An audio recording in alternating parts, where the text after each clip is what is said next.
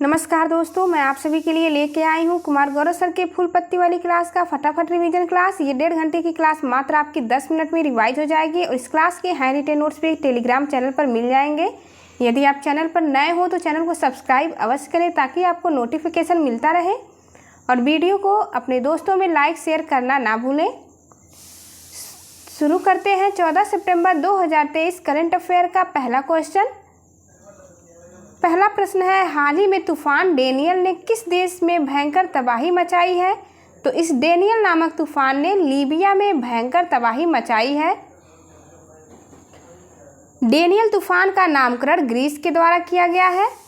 Daniel तूफान आने से लीबिया में बांध टूट गया और इस कारण से 5000 से अधिक लोगों की मृत्यु हो गई और 5 से 10,000 के बीच लोग लापता हैं। लीबिया की राजधानी त्रिपोली है। इथियोपिया की राजधानी अदिस अबाबा है। बिपरजॉय नामक चक्रवात का नामकरण किसने किया? तो इसका नामकरण बांग्लादेश के द्वारा किया गया। असनी चक्रवात का नामकरण श्रीलंका ने किया। मोचा का नामकरण यमन के द्वारा किया गया है। ऑस्ट्रेलिया में चक्रवात को विली विली कहते हैं। कैरेबियन सागर में आने वाले चक्रवात को हरिकेन कहा जाता है। दूसरा क्वेश्चन है, हाल ही में सतत विकास लक्ष्यों पर प्रगति रिपोर्ट जेंडर स्नैपशॉट 2023 किसने जारी की है? तो संयुक्त राष्ट्र महिला के द्वारा जारी किया गया है। एसडीजी इसका पूरा नाम है सतत विकास लक्ष्य। इसकी प्रगति की रिपोर्ट जारी किया है संयुक्त राष्ट्र महिला ने। एसडीजी गोल है 2015 से लेकर के 2030 के बीच इस टारगेट को प्राप्त करना। एसडीजी में कुल 17 गोल हैं। एसडीजी 5 में लैंगिक समानता है। एसडीजी गोल की प्रगति पटरी से उतर चुकी है, ऐसा कहा गया है इस रिपोर्ट में। महिला की समस्याएं हैं गरीबी, आर्थिक निर्भरता, हिंसा, खाद्य असुरक्षा। आइए देखते हैं WEF के बारे में। WEF यानी वर्ल्ड इकोनॉमिक फोरम का हेडक्वार्टर जिनेवा में है। इसकी बैठक हाल ही में दावोस में हुई है। WEF के द्वारा ग्लोबल जेंडर गैप इंडेक्स जारी किया जाता है जिसमें भारत का रैंक 127वां है।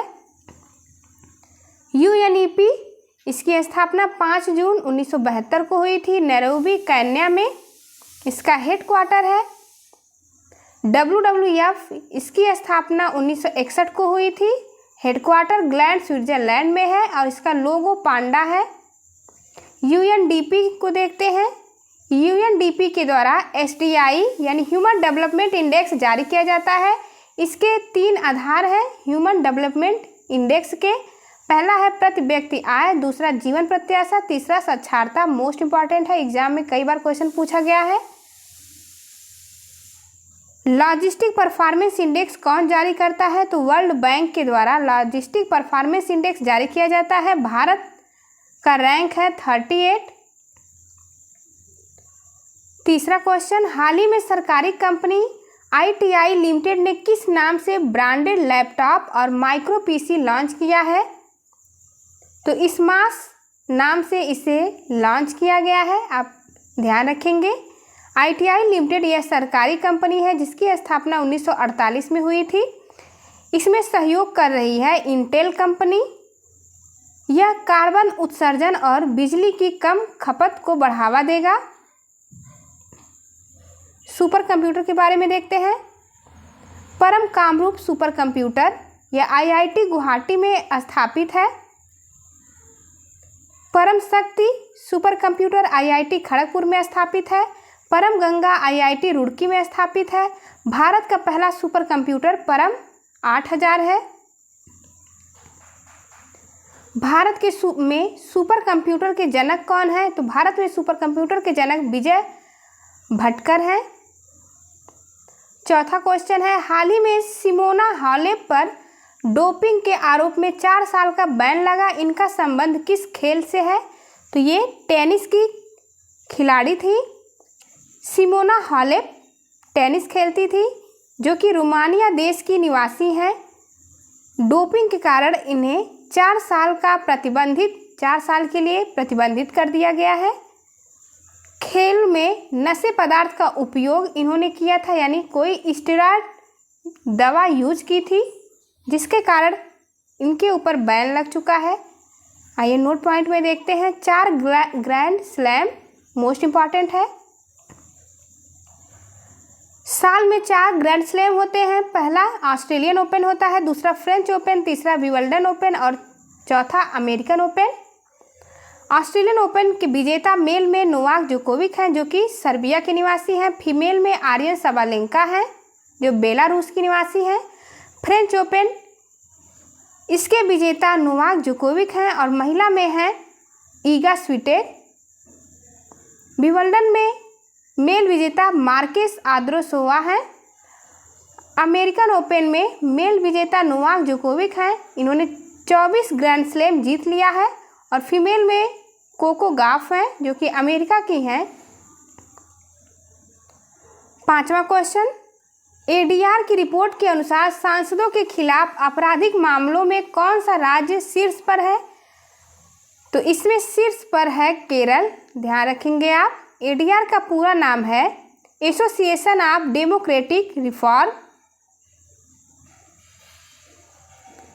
संसद एमपी के क्रिमिनल केसों की रिपोर्ट पेश की गई है।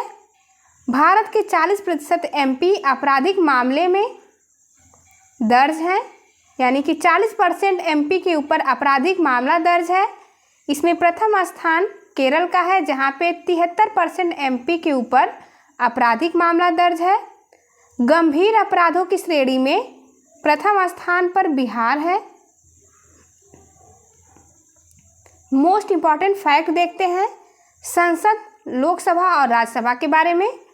आर्टिकल 79 में संसद दिया गया है। इसके अंतर्गत 3 अंग हैं संसद के, राष्ट्रपति, लोकसभा और राज्यसभा। राज्यसभा आर्टिकल 80 में है और लोकसभा आर्टिकल 81 में है। लोकसभा को निम्न सदन और राज्यसभा को उच्च सदन कहा जाता है। अब ध्यान रखेंगे 2 सदन होते हैं संसद में। आइए देखते हैं लोकसभा और राज्यसभा में प्रमुख अंतर क्या है। लोकसभा का वर्णन आर्टिकल 81 में है और राज्यसभा का वर्णन आर्टिकल 80 में है। लोकसभा को लोअर हाउस और राज्यसभा को अपर हाउस कहा जाता है। लोकसभा के मेंबर की चुनाव लड़ने की न्यूनतम आयु 25 वर्ष और राज्यसभा के मेंबर को चुनाव लड़ने की न्यूनतम आयु 30 वर्ष है। लोकसभा का चुनाव प्रत्यक्ष चुनाव होता है जिसमें कि जनता डायरेक्ट भाग लेती है। राज्यसभा का चुनाव अप्रत्यक्ष चुनाव होता है, यह एकल संक्रमणीय मत पद्धति के द्वारा चुनाव होता है। कार्यकाल लोकसभा के मेंबर का 5 वर्ष का होता है।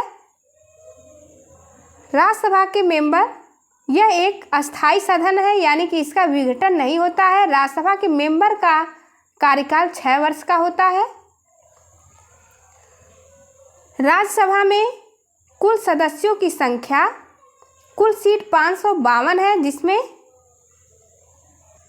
वर्तमान में 543 सीटों पर चुनाव होता है। 2 एंग्लो इंडियन सीट को समाप्त कर दिया गया है लोकसभा के मेंबर का 104वें संविधान संशोधन के द्वारा, आप याद रखेंगे। राज्यसभा में सीटों की संख्या 250 हो सकती है, लेकिन वर्तमान में 245 सीट है, जिसमें 233 निर्वाचित होते हैं और 12 राष्ट्रपति के द्वारा मनोनीत किए जाते हैं। लोकसभा के स्पीकर ओम बिरला हैं। फर्स्ट हेड यानी पहले स्पीकर जीवी मावलंकर थे। राज्यसभा के स्पीकर उपराष्ट्रपति होते हैं, यानी वाइस प्रेसिडेंट होते हैं। पहले उपराष्ट्रपति राधा कृष्णन थे, सर्वपल्लवी राधाकृष्णन। वर्तमान में जगदीप धनखड़ हैं। आइए देखते हैं नए संसद भवन के बारे में इंपॉर्टेंट पॉइंट जो एग्जाम में अवश्य पूछा जाएगा। नए संसद भवन का उद्घाटन 28 मई को हुआ था। अब ध्यान देंगे 28 मई 2023 को नए संसद भवन का उद्घाटन हुआ। इसका आकार त्रिभुजाकार है। वास्तुकार इसके बिमल पटेल हैं। पीएम मोदी के द्वारा 28 मई 2023 को इसका उद्घाटन किया गया था वीर सावरकर जयंती के उपलक्ष्य में। लोकसभा की सीटों की क्षमता है नए संसद भवन में 888 और राज्यसभा की सीटों की क्षमता 384 है। यदि टोटल की बात किया जाए तो 1272 होगा, जो कि बीपीएससी के एग्जाम में पूछा गया क्वेश्चन है। प्रोजेक्ट सेंट्रल विस्टा यानी कि लोकसभा नए संसद भवन का निर्माण किस प्रोजेक्ट के तहत किया गया? तो सेंट्रल विस्टा प्रोजेक्ट के तहत किया गया। कंपनी है टाटा कंपनी। संगोल स्थापित हुआ नए संसद भवन में, यह सत्ता हस्तांतरण से संबंधित है। शीर्ष पर नंदी की प्रतिमा लगी है जो कि न्याय का प्रतीक है।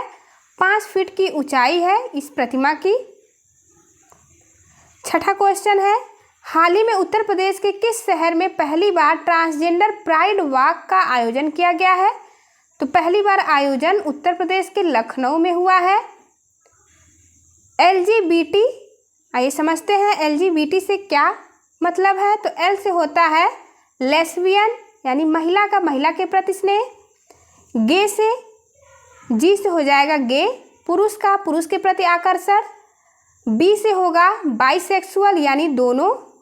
T से ट्रांसजेंडर होगा यानी महिला का पुरुष में बदलना और पुरुष का महिला में चेंज होना, ये ट्रांसजेंडर कहलाता है। Transgender pride walk Lucknow Uttar Pradesh में आयोजित हुआ, जिसमें रंग बिरंगे परिधान पहने गए। ट्रांसजेंडर की बेहतर चिकित्सीय सुविधा के लिए यह आयोजित हुआ। समलैंगिकता यानी होमोसेक्सुअलिटी अपराध नहीं है। वर्तमान में आर्टिकल 377 को समाप्त कर दिया गया है। नवतेज कौर केस से सर्वाधिक तरंग दैर्ध्य किस रंग की होती है? तो सबसे अधिक तरंग दैर्ध्य रेड कलर की होती है। 7वां क्वेश्चन, हाल ही में इंडोनेशिया बैडमिंटन मास्टर्स में पुरुष वर्ग का एकल खिताब किसने जीता है? तो किरण जॉर्ज ने पुरुष वर्ग का एकल खिताब जीता है इंडोनेशिया बैडमिंटन मास्टर्स में। होस्ट इसका सुमात्रा था। विजेता महिला में रही एस्टर नोइमी और पुरुष में किरण जॉर्ज, याद रखेंगे आप, इम्पॉर्टेंट है। इंडोनेशिया के बारे में महत्वपूर्ण पॉइंट देखते हैं। इंडोनेशिया की राजधानी जकार्ता है। इसकी नई राजधानी नुसंतारा होने वाली है। यह बोर्नियो द्वीप पर स्थित है। ऐसा माना जाता है कि जकार्ता डूब जाएगा, इस कारण से इसकी नई राजधानी नुसंतारा बनाई जाएगी। आसियान का मुख्यालय इंडोनेशिया में है। सुमात्रा, जावा और बोर्नियो द्वीप यह इंडोनेशिया में स्थित है। G20 की 17वीं बैठक की अध्यक्षता इंडोनेशिया के द्वारा की गई थी 2022 में, और 2023 G20 की अध्यक्षता भारत कर रहा है। 2024 में G20 की अध्यक्षता ब्राज़ील के द्वारा की जाएगी, आप याद रखेंगे। G20 में हाल ही में अफ्रीकन संघ शामिल हुआ है। आसियान की बैठक जकार्ता में हुई है। इंडोनेशिया में कौन कौन सी ज्वालामुखी है, इसके नाम देखते हैं। माउंट सिनाबुंग, माउंट मेरापी और क्राकातोआ ज्वालामुखी इंडोनेशिया में स्थित है। बैडमिंटन के बारे में देखते हैं। कोरिया ओपन जीता सात्विक और चिराग ने। स्विस ओपन भी सात्विक और चिराग की जोड़ी ने जीता है। कनाडा ओपन लक्ष्य सेन ने जीता। ओरियलेंस ओपन प्रियांशु राजावत ने जीता। विश्व बैडमिंटन चैंपियनशिप एच प्रणय ने ब्रांज मेडल जीता है इसमें। विश्व बैडमिंटन चैंपियनशिप का आयोजन कोपेनहेगन डेनमार्क में हुआ। मलेशिया मास्टर्स एच प्रणय ने जीता। यूनेक्स सनराइज थाईलैंड के द्वारा जीता गया। 8वां क्वेश्चन है, हाल ही में किस राज्य में महापाषाण काल की डोलमेन साइट पर प्राचीन टेराकोटा मूर्तियां मिली हैं? तो यह कर्नाटक में मिली है। कर्नाटक के दक्षिणी कन्नड़ में टेराकोटा मूर्तियां प्राप्त की गई हैं मूडबिद्री नामक स्थान पर। यह महापाषाण काल का स्थान है जहां पे गाय, मोर, घोड़ा, देवी माँ आदि की मूर्तियां यानी ऐसे ही कुल 8 मूर्तियां प्राप्त हुई हैं। ऑन साइट संग्रहालय का निर्माण तमिलनाडु के आदि चनेल्लर थूथुकुडी में हो रहा है। हड़प्पा सभ्यता का संग्रहालय, ये सबसे बड़ा संग्रहालय राखीगढ़ी हरियाणा में इसका निर्माण हो रहा है। हड़प्पा सभ्यता कैसी सभ्यता थी? तो ये कांस्य युगीन सभ्यता इसे कहते हैं। 9वां क्वेश्चन, हाल ही में दिवंगत हुए डॉली भेड़ के आविष्कारक कौन थे? तो हाल ही में निधन हुआ है डॉली भेड़ के आविष्कारक का। उनका नाम इयान विल्मुट था। इन्होंने क्लोन बनाया था। क्लोन का निर्माण सिंगल पेरेंट से होता है। यह हूबहू यानी कि जीरोक्स होते हैं। विश्व का पहला क्लोन डॉली भेड़ बनी थी इयान विल्मुट के द्वारा। पहले इसका नाम 6LL3 था, बाद में इसका नाम डॉली भेड़ रखा गया। इयान विल्मुट को पार्किंसन रोग हो गया था, जिसके कारण इनका निधन हो गया। पार्किंसन रोग यह एक भूलने की बीमारी है। NDRD यह करनाल हरियाणा में स्थित है। NDRD के द्वारा गिरनाल नस्ल की मादा बछड़ा जिसका नाम गंगा है, इसका निर्माण किया गया। लीसा क्या है? तो लीसा उड़ीसा में AI न्यूज़ एंकर स्थापित की गई है क्षेत्रीय भाषा के लिए। निराक्षी है पानी में बारूदी सुरंग का पता लगाने के लिए। प्रबल क्या है? तो प्रबल एक लंबी दूरी का गन है, कानपुर में इसे बनाया गया है। जल दोस्त क्या है? यह एक एयरबोट है जो खरपतवार को नष्ट करता है। बार्ड गूगल के द्वारा लॉन्च किया गया एक चैटबॉट है। जुगलबंदी चैटबॉट माइक्रोसॉफ्ट के द्वारा लॉन्च किया गया। 10वां क्वेश्चन, राष्ट्रीय व्हील चेयर रग्बी चैंपियनशिप 2023 की विजेता टीम कौन सी है? तो इसकी विजेता टीम महाराष्ट्र है। होस्ट इसका पुणे था और जीत चुका है महाराष्ट्र। 5वें क्रम का आयोजन था, हारा है कर्नाटक। आइए महत्वपूर्ण पॉइंट देखते हैं। पहला प्रीमियर हैंडबॉल लीग राजस्थान के जयपुर में आयोजित हुआ, जिसे महाराष्ट्र ने जीता।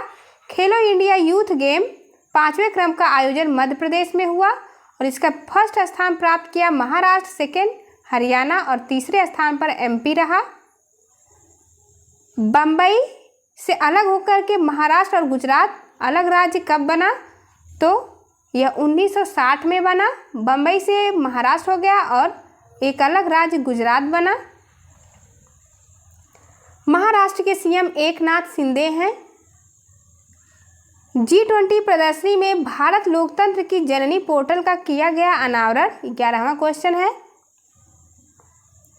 आपको बता दें कि इस चैनल पर पॉलिटी की रिवीजन क्लास ब्रह्मास्त्र बैच की डेली चलती है। यदि आप नहीं देखे हैं तो उसे अवश्य देखिएगा। और ब्रह्मास्त्र बैच GK GS की कंप्लीट बायोलॉजी की 35 से 40 घंटे की क्लास मात्र आपकी 2.5 घंटे में रिवाइज हो जाएगी और यह एग्ज़ाम के लिए बेहद ही इम्पॉर्टेंट है। इससे बाहर आपका बायोलॉजी का कोई भी क्वेश्चन नहीं जाएगा, इसलिए इस क्लास से रिवीजन ज़रूर करें। Thank you for watching. चलिए मिलते हैं आपसे अगली वीडियो में, तब तक के लिए नमस्कार।